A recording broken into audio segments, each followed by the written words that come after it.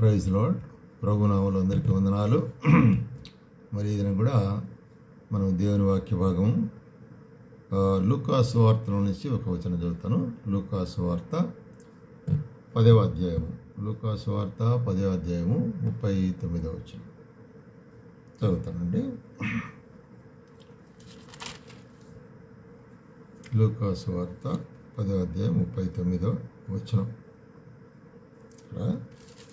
మనం చూసే భాగం ఏంటంటే, చూడండి, ఆమెకు మరియాను సహోదరి ఉండెను. ఈమె యేసు పాదముల వద్ద కూర్చుండి బోధ వినుచుండెను. ఇక్కడ ఈ భాగంలో మనం చూసినట్లయితే మార్తా, మరియా, లాజరు అనేటువంటి మరి కుటుంబాన్ని గురించి చూస్తుంటున్నాం. మార్తా, మరియా, లాజరు అనే కుటుంబం. యేసు ప్రభు ఈ లోకంలో ఉన్నప్పుడు అనేక సార్లు మరి ఆ యొక్క మరి ఊరికి వెళ్ళి పడుకుంటున్నాడు అన్నమాట, గ్రామం కదా. కాబట్టి వారింటికి వెళ్ళినప్పుడు మరి ఇక్కడ ఆయనకు వాళ్ళు పరిచయం చేసేవాళ్ళు ఉంటున్నారు. ఇక్కడ ఈ సందర్భంలో గమనించినట్లయితే యేసు ప్రభు వారి ఇంట్లో ఉంటున్నాడు. అప్పుడు ఏం చేస్తున్నాడంటే, మరి అనేటువంటి సోదరి యేసు పాదముల దగ్గర కూర్చొని ఆయన చెప్పేటువంటి మాటలు వింటూ ఉన్నది. అయితే మార్తా అనేటువంటి సహోదరి కూడా అధికముగా ప్రభువుని ప్రేమించింది. కాబట్టి ఆమె ఏమనుకున్నది, విశేషమైనటువంటి ఆహారం తయారు చేసి సిద్ధపరిచి మరి ప్రభువుకు పెట్టాలనుకుంటుంది. కాబట్టి ఆమె ఆ పనిలో ఉంటున్నది. ఇక్కడ 2 రకములైన పరిచర్యలు. ఇద్దరు యేసుప్రభుని ప్రేమించేవారే. ఇచ్చిన కుటుంబంలో 2 రకాలైన పరిచర్య మనం చూస్తున్నాం. ఏంటి? మొదటిదిగా మనం గమనించినట్టయితే, విశేషంగా ప్రభువుని ప్రేమిస్తూ మరి ఆయన కొరకై అనేకమైన కార్యాలు చేయాలా అనేటువంటి కార్యములు తాపత్రయం అంటారు కదా. కాబట్టి ఒకవేళ అనేక ఆహార పదార్థాలు తయారు చేసేటువంటి మార్త, అట్లా లేకుండా ఏమి పని చేయకుండా యేసు చెప్పే మాటలు వింటూ కూర్చున్నటువంటి మరియా.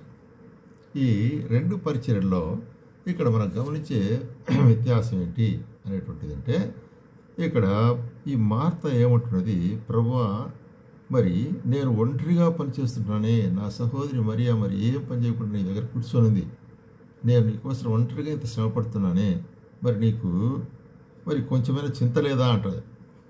నన్ను గురించి చింత లేదా? నా దగ్గరికి పంపచ్చు కదా, నాకు సహాయం చేయి, పోయి మీ సహోదరికి సహాయం చేయి అని పంపచ్చు కదా అని కంప్లైంట్ చేస్తుంది మార్త. అయితే యేసుప్రభు ఏమంటాడు? యేసుప్రభు ఏమంటాడంటే, అందుకు ప్రభు, మార్తా, నీవు అనేకమైన పనులను గూర్చి విచారం కలిగి తొందరపడుచున్నావు. అయితే అవసరమైనది ఒక్కటే కదా, మరియు ఉత్తమమైన దాన్ని ఏర్పరచుకును, అది ఆమె వద్ద నుండి తీసివేయబడదని ఆమెతో చెప్పాను. కాబట్టి ఇక్కడ యేసు ప్రభు ఏది ఉత్తమమైనటువంటి పరిచర్య అనేటువంటి కార్యాన్ని 2 పరిచర్యలో చెప్తుంటున్నాడు. ఏదంటే, మరీ చేసే పని గురించి నువ్వు ఆటంకపరచద్దు. ఎందుకంటే మరీ చేసేటువంటి పని ఉత్తమమైనటువంటి పరిచర్య. అది యేసు పాదముల వద్ద కూర్చుండుట. ప్రియమైన వాళ్ళారా, మనం జ్ఞాపకం చేసుకోవాలి. ఆయన పాదముల వద్ద కూర్చొని ఆయన బోధ వినుచుండుట అనేటువంటిది ప్రాముఖ్యమైనది. ఆయనకు మనము మరి మార్తా వలె ఏదో ఆహారం తయారు చేయాలా, ప్రత్యేకమైన ఫుడ్ తయారు చేసి ప్రత్యేక విధంగా మరి ఆయనకు మరి పరిచర్య చేయాలనేటువంటిది అది ప్రాముఖ్యమైనది కాదు. అందుకొరకే దీని ద్వారా మనకు చెప్పబడే కార్యం ఏంటంటే, ఏది ఉత్తమమైన పరిచర్య అంటే యేసు పాదముల వద్ద కూర్చుండుట.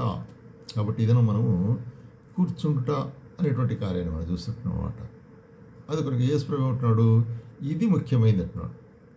ఇప్పుడు మరియాకు అర్థమైంది ఏంటి, మరి మరియా ఉత్తమమైన దాన్ని ఏర్పరచుకును, అది ఆమె ఎదుటి తీసివేయబడదు. కాబట్టి గమనిస్తుంటే ఇక్కడ ఉత్తమమైనటువంటి పరిచర్య ఏమిటంటే, ఆయన యొక్క పాద సన్నిధిలో కూర్చుని ఉండుట. ఆ యొక్క పాద సన్నిధిలో కూర్చుని ఆయన మాటలు వినుట అనేటువంటిది చాలా ప్రాముఖ్యమైన కార్యము. కాబట్టి కూర్చుని ఉండుట అనేటువంటి దాన్ని మనం ఒక మనసులో పెట్టుకొని మరి ఇంకొక వచనం చూస్తాం. అట్లాగే మనం గమనించినట్లయితే మరి ఇక్కడ చూస్తున్నాము 20వ అధ్యాయం అపోస్తల కార్యములు 20వ అధ్యాయంలో 20వ అధ్యాయము 36వ వచనం ఏం చెప్తున్నాడు ఇక్కడ మరి అపోస్తలుడైన పౌలు చెప్తున్నాడు ఇక్కడ, నా అవసరముల నిమిత్తం మీరు నాతో ఉన్నవారు ఉన్నారు కనుక నా చేతులతో నేను కష్టపడినవి మీకే తెలియను. కాబట్టి అపోస్తలుడైన పౌలు చెప్తాడు, నేను కష్టపడి పనిచేసి పరిచయం చేస్తున్నాను, మీరును ఇలాగ ప్రయాసపడి బలహీనలను సంరక్షించవలను. కాబట్టి మస్ట్ హెల్ప్ ద పూర్ అంటాడు, వీక్ అని చెప్తూ ఇక్కడ ఏం చెప్తున్నాడంటే ఒక భాగాన్ని ఇక్కడ గ్రంథంలో ఉండే ఒక భాగాన్ని చెప్తున్నాడు. బలహీనులను సంరక్షించవలను అని చెప్తూ, పుచ్చుకొనుట కంటే ఇచ్చుట ధన్యము, అది ప్రాముఖ్యమైనది, పుచ్చుకొనుట కంటే ఇచ్చుట ధన్యము అని మాటలు చెప్పిన తర్వాత అప్పుడు ఏం చేశారు అక్కడ ఉండేవాళ్ళు, అతడు ఇలాగ చెప్పి మోకాళ్ళుని వారందరితో ప్రార్థన చేసాను. మోకాళ్ళ మీది ఉండుట, మోకాళ్ళుని వారందరితో ప్రార్థన చేశాను. చాలా జాగ్రత్తగా గమనించాలా.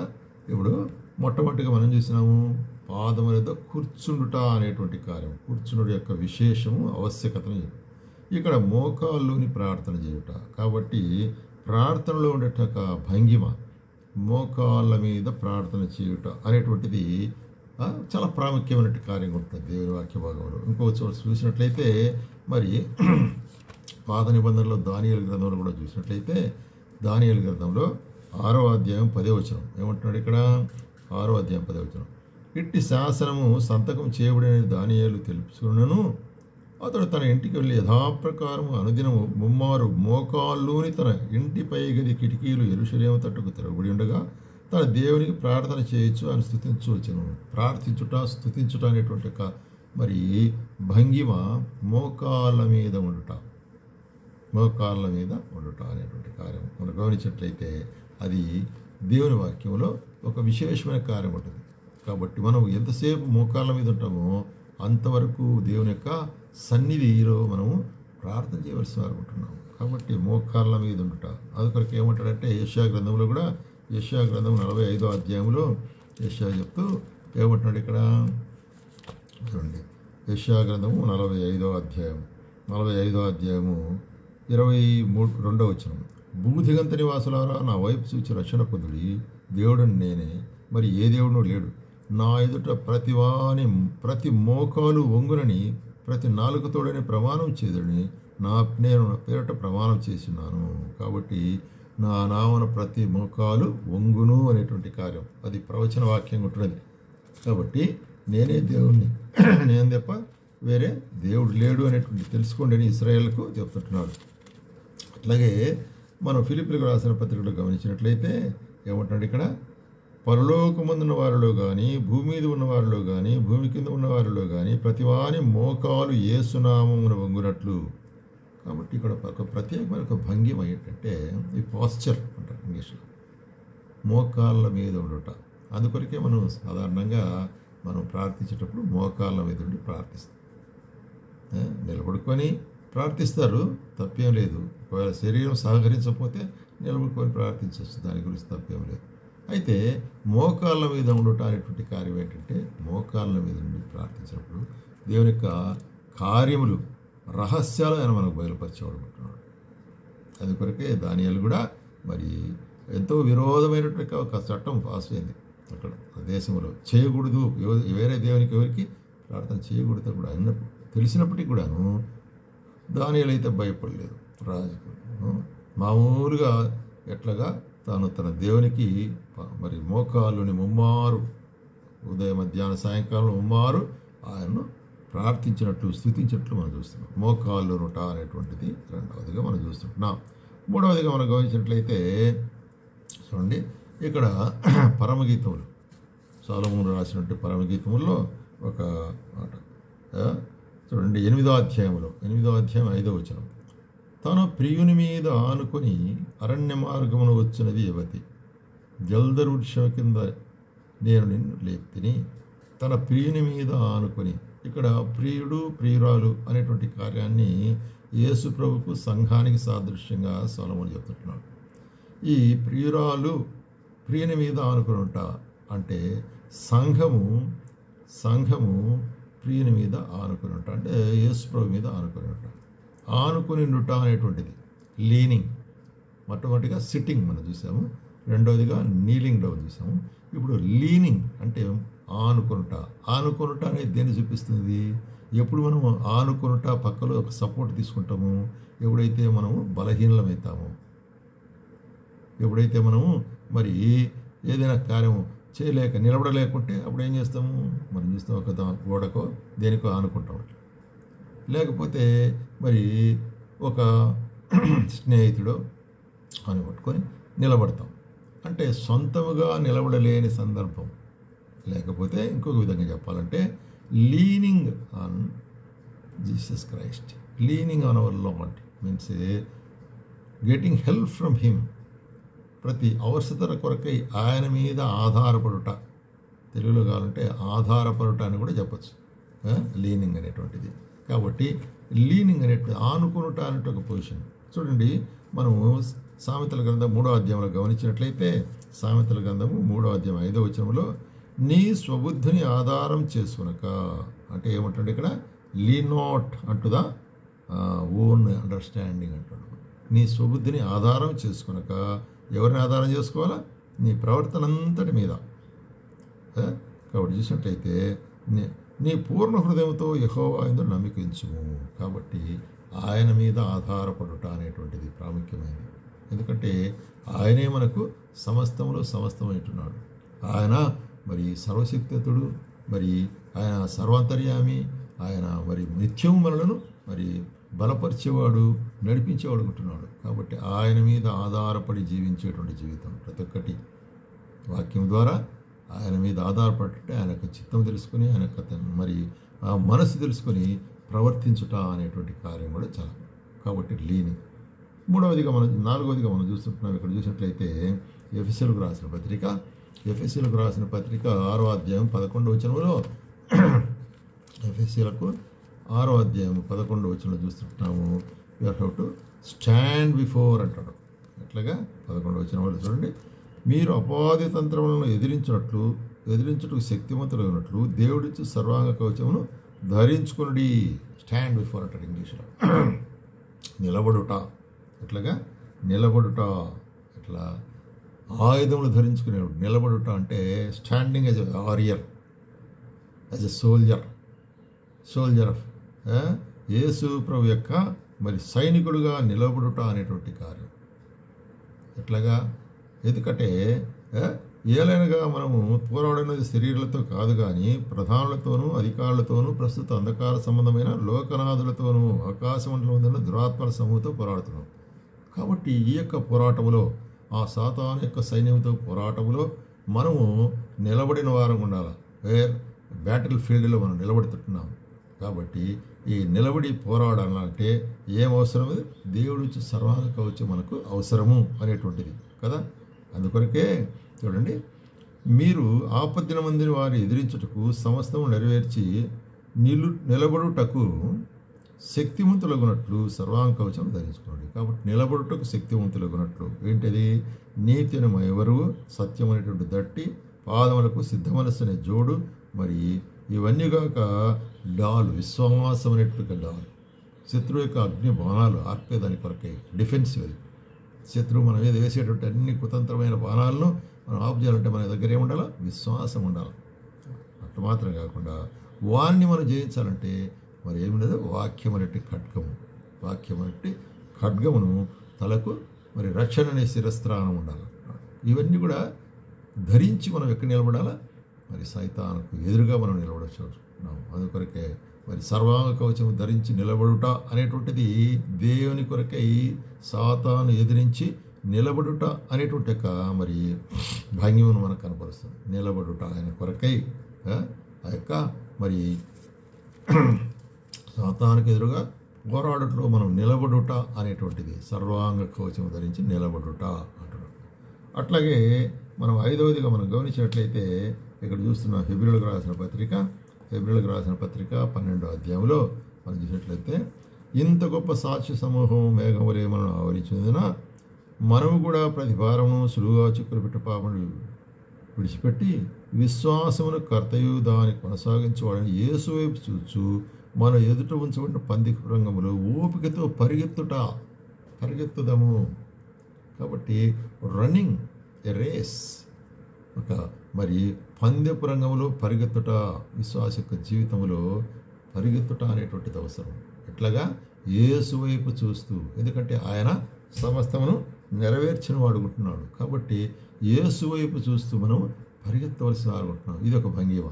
పరిగెత్తుట అనేటువంటిది విశ్వాసకి ప్రాముఖ్యమైన కార్యం. అందుకొరకే అపోస్తలుడైన పౌలు కూడా ఏమంటాడంటే నేను పరిగెత్తుతున్నానంటాడు. చూడండి, మొదటి కొరింథీయులకు రాసిన పత్రికలో 9వ అధ్యాయంలో ఇక్కడ గమనించినట్లయితే ఏమంటాడు చూడండి, 24వ వచనం చదువుతాను. పందెపు రంగమందు పరిగెత్తు వారందరూ పరిగెత్తుదురు కానీ ఒక్కడే బహుమానం పొందనని మీకు తెలియదా? అటువలే మీరు బహుమానం పొందినట్లు పరిగెత్తుడి. కాబట్టి విశ్వాస జీవితం అనేటువంటిది పరిగెత్తుటలో సాదృశ్యంగా చెప్తున్నాడు. ఇట్లాగా పరిగెత్తాలంటే మనము ఒక గురి కలిగిన వారి వలె, అందుకొరకు ఏమంటున్నాడు, నేను గురి చూడని వారి వలె పరిగెత్తువాడను కాను, నాకు ఒక గురి ఉంది, గాలిని కొట్టినట్లు నేను పోట్లాడలేదు, నాకు ఒక గురి ఉంది. ఎందుకంటే యేసుక్రీస్తు పొందుకోవాలా, ఆయన చేరుకోవాలా, ఆయన యొక్క మరి సన్నిధిని చేరుకోవాలంటే గురితో నేనేం చేస్తున్నాను, మరి చూసినట్లయితే ఒకే గురితో నేను పరిగెత్తుచున్నాను, ఆ గురి పొందాలి. అది కొరకు ఇక్కడ ఏమంటారంటే ఈ విధంగా నేను పరిగెత్తాలంటే ఏం కావాలా, నన్ను నేను సిద్ధపరచుకుంటున్నాను అంటున్నాడు. శరీరముగా నా శరీరం ఒకవేళ అనేకులకు ప్రకటించి ఆ గురిని గురించి, ఆ గమ్యాన్ని గురించి ప్రకటించి నేనేమన్నా భ్రష్టుని అయిపోతానేమని నన్ను నేను నలగొట్టుకుంటున్నాను అంటున్నాడు. కాబట్టి సెల్ఫ్ డిసిప్లిన్, కాబట్టి సొంత ఒక క్రమాన్ని కలిగిన వాడిని నేను పరిగెత్తాను. కాబట్టి క్రైస్తవ జీవితం అనేటువంటిది విశ్వాస జీవితం, పరిగెత్తేటువంటి జీవితం, గమ్యం పోయి పరిగెత్తే జీవితం. అది చూసినట్టయితే మరి నిద్రించేటువంటి జీవితం కాదు, మరి అక్కడ చూసినట్టయితే సోమరితనంగా ఉండే జీవితం కాదు. ఆయన కొరకే మనం పరిగెత్తవలసిన వారుకుంటాం. ఆయన సన్నిధిని బట్టి, ఆయన విషయాల్లో, ఆయన యొక్క పరిచర్యల్లో, ఆయన యొక్క మరి కార్యములన్నింటిలో మనం పరిగెత్తుట అనేటువంటిది ఇంకొక పోస్చర్, ఇంకొక మరి భంగిమగా మనం చూస్తున్నాం. అట్లాగే మరి ఇంకొక విధంగా మనం గమనించినట్లయితే మత్తయి సువార్త 2వ అధ్యాయంలో ఇక్కడ ఏం చూస్తున్నాము, మరి యేసు ప్రభు పుట్టినప్పుడు అక్కడ తూర్పు దేశపు జ్ఞానులు వచ్చినారు. తూర్పు దేశపు జ్ఞానులు వచ్చి ఇక్కడ చూడండి 10వ వచనంలో నక్షత్రం వారిని నడిపించింది. అది బాగా తెలుసు మనకు. వారు ఆ నక్షత్రమును చూచి అత్యానందభరితులై ఇంటిలోనికి వచ్చి తల్లి అయిన మరియను ఆ శిశువును చూచి సాగిలపడి ఆయనను పూజించిరి. సాగిలపడి, ఫాలింగ్ కదా, ఫాలింగ్ డౌన్ అంటాడు ఇంగ్లీష్లో. సాగిలపడుట అని సాష్టాంగ నమస్కారం అంటారు చూడండి, అట్లాగే భూమి మీద బాగా. కాబట్టి ఆయన్ను అటువంటి విధముగా ఆయన్ను మరి పూజించినట్లు మనం చూస్తున్నాం. ఇది ఒక భంగిమ. కాబట్టి ఈ విధంగా పలు విధమైన సందర్భాల్లో పలు విధమైన భంగిమలు మనకి ఏమి చూపిస్తున్నాయంటే ఆయన సన్నిధానంలో మనం ఎట్లా ప్రవర్తించాలా అనే కార్యాన్ని కదా. మొట్టమొదటి మనం చూసినాము అక్కడ మరియా మరి 10వ అధ్యాయంలో సువార్తలో పాదముల దగ్గర కూర్చుని ఆయన బోధ వినుట అనేటువంటిది ఒక విశ్వాసికి అవసరం. రెండవదిగా మరి మోకాళ్ళ మీద ఉండి ప్రార్థించుట అనేటువంటి దానియేలు వలె మనకు ఎంతో మరి ఆదర్శంగా ఉంటున్నది. ఎన్నో మరి మనకు అపోజిషన్ అనేటువంటి కండిషన్స్ వచ్చినప్పటికి కూడాను అక్కడ దానియేలు అయితే తన క్రమం ప్రకారం వారు మోకాళ్ళ మీద ప్రార్థించుట బాగా గమనించండి. మూడవది మనం చూస్తుంటాము ఆనుకొని ఉండుట అనేటువంటిది. అన్ని సందర్భాల్లో మన సొంత జ్ఞానం మీద ఆనుకొనక ఆయన జ్ఞానం మీద, ఆయన యొక్క నడుపుదల మీద మనం ఆనుకొని ఉండుట. సంఘము క్రీస్తు అనేటువంటి వరుని మీద లేక ప్రియుని మీద ఆనుకొని ఉండుట అనేటువంటి కార్యం. ఐదవదిగా ఏం చూస్తుంటున్నాం ఇక్కడ చూసినట్లయితే మరి పరిగెత్తుట. ఈ యొక్క పందెపరంగం మన ఆత్మీయ యొక్క జీవితము ఒక పందెపరంగంగా ఉంటుంది. దానికి ఒక గురి గమ్యం ఉంటుంది, యేసుక్రీస్తును చేరుకునుట అల్టిమేట్గా ఆఖరిగా. అప్పుడు మనము ఈ లోకంలో ఆత్మీయంగా పరిగెత్తడం అంటే ఏంటి, ఇతరులకు బోధించి నేను ఏ విధంగా ఉంటున్నాను, నన్ను నేను కంట్రోల్ చేసుకుంటూ ముందుకు సాగేదాన్ని అనమాట. కాబట్టి ఇటువంటి క్రమం పరిగెత్తేటువంటి స్థితి. నిలబడుట అనేటువంటిది చూస్తున్నాము. ఎందుకంటే శత్రువు మరి మన మీదకి వచ్చినప్పుడు మనము వెన్ను చూసి పారిపోకూడదు. ఎదురుగా నిలబడాలంటే దేవుడిచ్చి సర్వాంగ కవచనం అవసరం, నిలబడుట. అట్లాగే మరి ఇక్కడ చూస్తున్నాము ఆ యొక్క జ్ఞానులు యేసు ప్రభువును ఎట్లా ఆరాధించినారు, సాష్టాంగపడి సాష్టాంగ నమస్కారం ఫాలింగ్ డౌన్ వర్షిప్. కాబట్టి ఈ వివిధ భంగిమలు మనకు వివిధములైనటువంటి మరి పరిచర్యలను వివిధమైనటువంటి ఆత్మీయ సత్యాలు మనకు బయలుపరిచేటివిగా ఉంటుంది. కాబట్టి దేవుని వాక్యమును మనం ధ్యానించి దాని ప్రకారం మనం నడుచుకుంటా చాలా ప్రాముఖ్యమైనది. కాబట్టి మనము ఆయన వాక్యమును వినుచు ఆయన సన్నిధానంలో కూర్చోటకు ప్రభు మనకు సహాయం చేయాలి.